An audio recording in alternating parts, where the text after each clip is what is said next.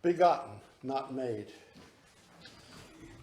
We're here this week on STAR to ponder artificial intelligence because, as Saul Katz pointed out last night, 2018 is the 50th anniversary of Stanley Kubrick's great film, 2001: A Space Odyssey, which stars a computer named Hal, who is able to think for himself and ultimately kills almost all the humans for whom he is supposed to be caring.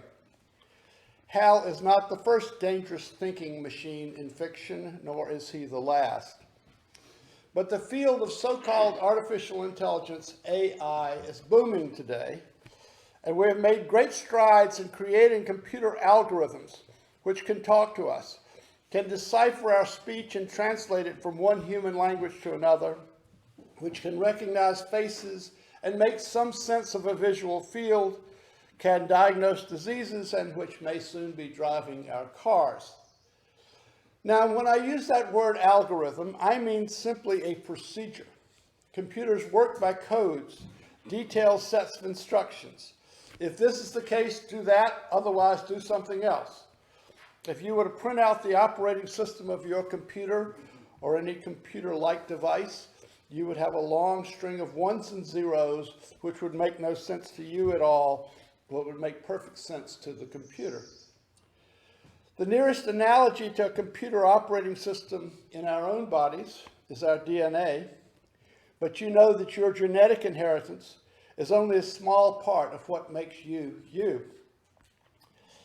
AI is an apt topic for IRAS, for artificial intelligence is right at the crux, the intersection of religion and science. But here we must make a distinction. The questions presented by AI for particular applications, like driving a car, speech recognition, facial recognition, are quite different from the attempt to create an artificial autonomous agent with something like consciousness. This latter effort is often called AGI, artificial general intelligence. I'll get back to the more particular applications in later talks. Today I want to focus on the effort to create a complete artificial mind or soul. What would it mean to have a machine which was conscious? Would such a machine be able to see deeper into reality than human minds could? Would it be wiser? Would such a mind be subject to human shortcomings such as rage, cruelty, indifference, depression, racism? Or would it be magically free from such flaws?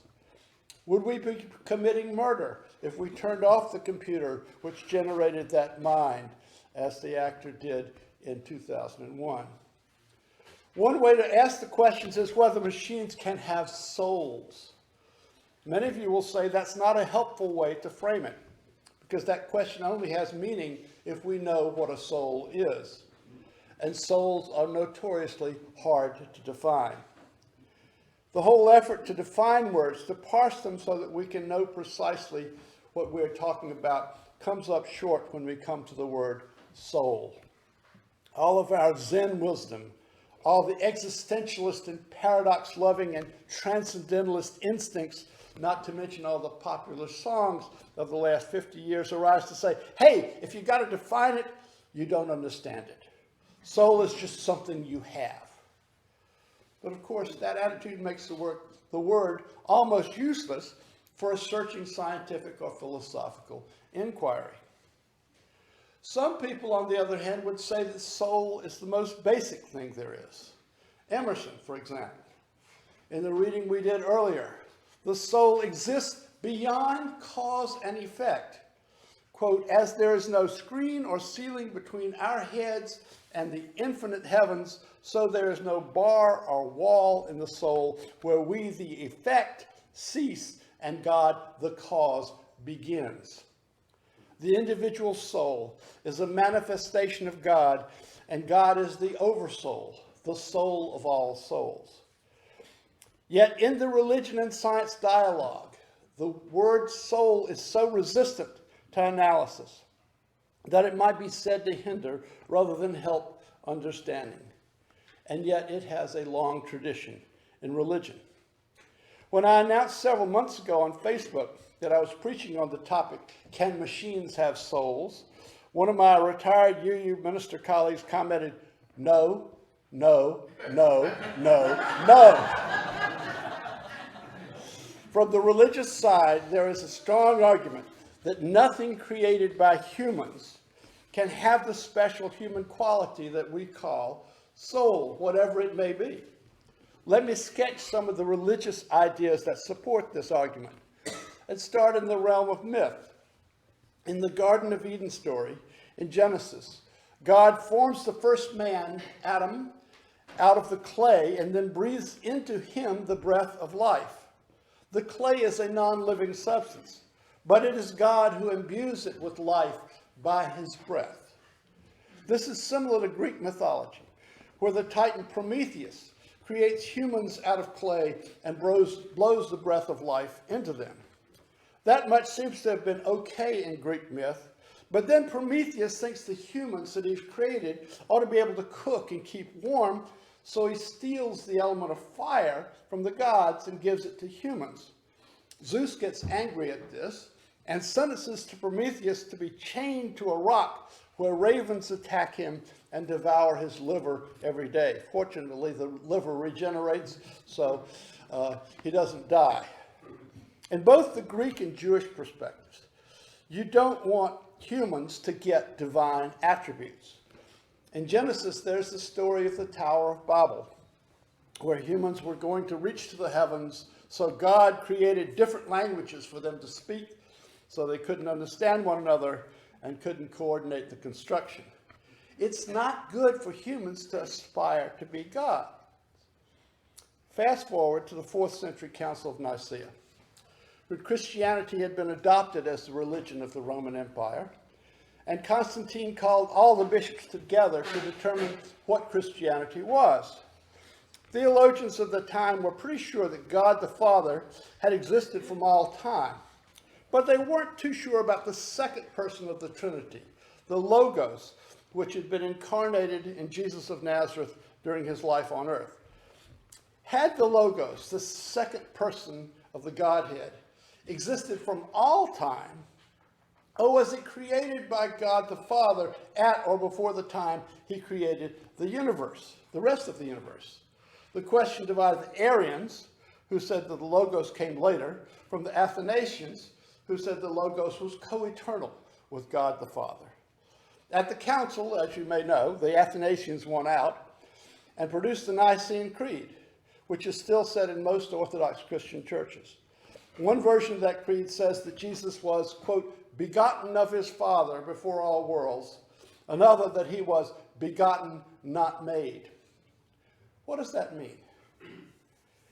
In the old biblical terminology, begetting is what a male does to produce a child, while the female bears the child, the male begets. To make something, on the other hand, is to form material into a shape, and the thing that a human makes will be non-living. Even a sculptor who forms clay into a human form will have only created a likeness. To make a human, from the male point of view, you beget, you father. The Nicene Council insisted that the Logos proceeded from God the Father as a child, as the product of his father, not as a sculpture is the product of the sculptor's art. This Judeo-Christian idea that a human can't make a soul is carried into stories like Pygmalion, the sculptor who falls in love with his statue, Pinocchio, the woodcarver who wishes his puppet into life, and the sorcerer's apprentice, where the lazy assistant animates a broom to do his task for him and then doesn't know how to stop it. All of these have unhappy endings, and the moral they teach is that trying to treat a made thing as alive is bound to result in disaster. In Jewish lore, there is a creature called the golem, which was fashioned from dust or clay, but animated using religious rituals and made to perform various tasks. In most versions, the golem could not speak. Usually somebody got hurt dealing with the golem. Terry will enlighten us on golems in a few days. In the 19th century, Mary Shelley published her novel Frankenstein, or The Modern Prometheus. This was both one of the first horror novels and one of the first works of science fiction. We often call the creature Frankenstein, but properly, Frankenstein was the name of the human who created the monster. This creature not only could speak and read, but reason. It had the ability to murder people and to entertain motives such as revenge and rage. It was designed to be scary, and it was. What I'm suggesting here is that the Judeo-Christian religious tradition and a strain of lore all concur that beings made by humans, as opposed to those begotten by humans, were not supposed to be animated or have souls. At the same time, the Industrial Revolution was producing more and more machines to take the places of humans in agriculture, industry, and the home. In the 20th century, machines were applied to thinking tasks as well as manual labor. The word robot, as probably a lot of you know, was invented by a Czech playwright, Karel Čapek, in his 1921 play, R.U.R. The initials of the title stand for Rossum's Universal Robots, which was the name of the company featured in the play. By the way, the word robot comes from a Slavic word which basically means slave. The company featured in the play is a factory which is making a lot of money manufacturing workers for a large variety of enterprises around the world. These creatures are not comprised of metal or silicon, but of flesh and blood, yet they are made in a factory rather than born in the natural way. A plant assembles them, just like a Ford assembly line. Though they look about like humans and can talk and interact, they are treated by the management as things. When one of them breaks, it is simply sent back onto the factory floor to be disassembled and its parts used in other robots. The conflict in the play is set in motion when a liberal reformer, probably a UU, arrives insisting that these robots must be accorded human rights. As the plot develops, the company management decides to make the robots more human-like by giving them the capacity to feel pain. This pushes them into a new kind of consciousness, and eventually they revolt and start killing the humans. So RUR, the drama which introduces the concept and word robot, also introduces the dread of the robot takeover, the robot revolt. Okay, that's a thumbnail sketch of the religious side of the question. How about the scientific? I'm just getting into the reading on this subject, but I know that developments of the last 20 years in neuroscience raise profound questions about how what we call consciousness arises in the brain, how our brain generates our minds. That little introduction we gave you this morning might set you thinking a little bit. We know a lot more than we used to about how the brain works, but we still don't know how it generates consciousness. The Enlightenment in the 18th century gave us many great things. Modern science originated there. But it also overemphasized reason as opposed to emotion. The ordinary consciousness and intelligence that we know of is embodied intelligence, and it is tied into human emotions at a basic level.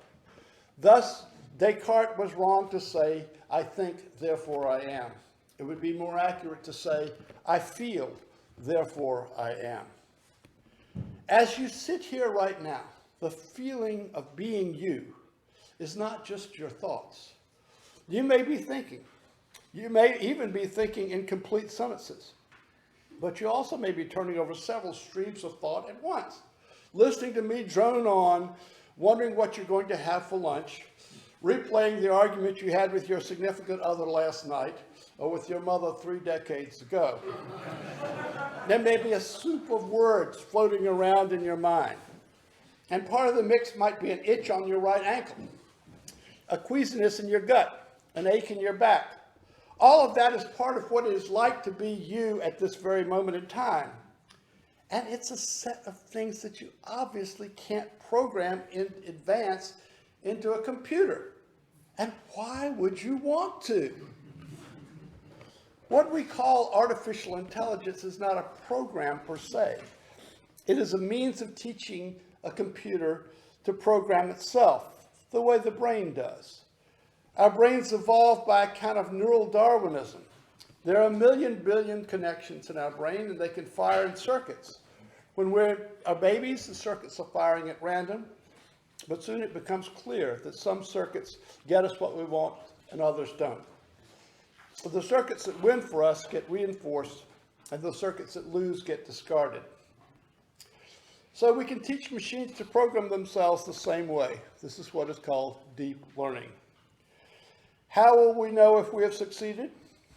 Some of you may be familiar with the name Alan Turing. Turing was a brilliant British computer scientist who helped the Allies crack the German Enigma codes in the Second World War. In 1953, he proposed a test for artificial intelligence. Can a machine fool you into thinking you're dealing with another human? If so, we've achieved artificial intelligence. Can deep learning produce, an interesting, I will talk about the Turing test more tomorrow, but an interesting twist on the Turing test was posed by the 2013 movie Her. By now, we are used to computers, phones, and other devices that incorporate a person-like program to interact with the user. If I want to find a piece of music on my iPhone, I can just press the big button at the bottom and say, Siri, play something by Ella Fitzgerald. That saves me having to scroll through a bunch of menus to get what I want. Many of us have these home speakers, which respond to the name Alexa. Well, the movie Her takes this one step further. It is set in the now or not too distant future and involves a guy named Theodore who makes his living ghostwriting love letters for other people, interestingly enough, but whose marriage has come apart and he has a hard time sustaining real love with anyone. He gets a new computer which comes with an operating system, the basic program that operates the computer, but this operating system has artificial intelligence. So as soon as he turns it on and chooses a female voice for it, the operating system names herself Samantha and riffles through the data stored on Theodore's computer to learn all about him in seconds. Then Samantha starts interacting with Theodore in a very personal way, teasing, cajoling, pouting. This is not computer as servant, assistant. This is computer as best friend turning into lover. Of course, it turns out badly. Poor Theodore, madly in love, is crushed when he finally comes to realize that Samantha is on intimate terms not only with him, but with 500 other users at the same time.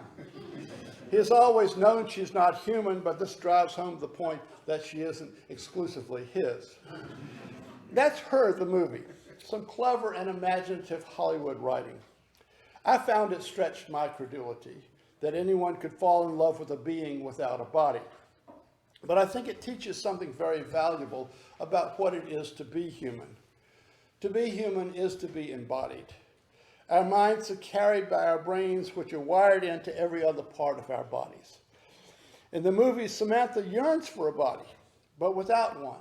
A romance with an embodied human is really not sustainable. I don't know what a soul would be like without a body. So I don't know whether a soul can be immortal. By the same token, I have a hard time imagining God as a being with an intelligence and a will, but without a body. We are programmed by our instincts to see and recognize faces even when there are no faces. We see faces in clouds, in trees, and rocks. We can make faces out of clay. We recognize signs of personhood in inanimate objects because our brains have evolved social instincts. We project personhood onto the world and call it God. Emerson thought, as I said earlier, that God was the oversoul, that God consisted of the sum of all souls. Well, that oversoul at this point definitely has digital components. We are interacting on any kind of digital media by the algorithms which govern that media. I'm a user of Facebook, which has just changed its basic algorithms twice in the last 2 weeks. And I see that I'm getting a significantly different slice of reality in my feed. This will have ripple effects, even on those of us who do not use a particular corner of social media. What is the bottom line here? I don't think we've reached the point where digital devices or their algorithms are going to substitute for real people in a deep way. While we may find our personal digital assistants useful in finding a pizza parlor, the next song we want, or keeping our calendar, we're not likely to ask them out for dinner and a movie, or confide our deepest hopes and fears to them. We may fold them into our entertainment strategy, but it would be a big mistake to look to them for emotional or spiritual sustenance. They are not your new best friends, but they will play an ever-increasing role in our connections with other flesh and blood people. More tomorrow. Amen.